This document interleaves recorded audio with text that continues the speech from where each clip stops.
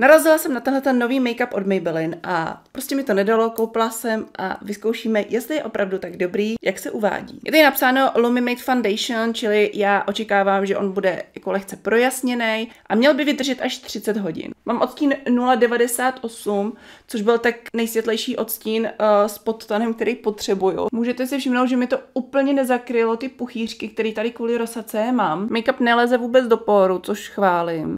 Make-up bude mít takový střední krytí. Jo, vidíte, tady mi to vůbec nezakrylo ten pupínek, ale jakože vůbec, jo, že to prostě furt vykukuje, to červenání. Teď to ale vypadá dobře, jo, s tím krkem to jde. Nebudu to teďko pudrovat, počkám si chvilku, abych viděla, jak ten make-up bude reagovat právě bez toho pudru. Můžete vidět kolem očí.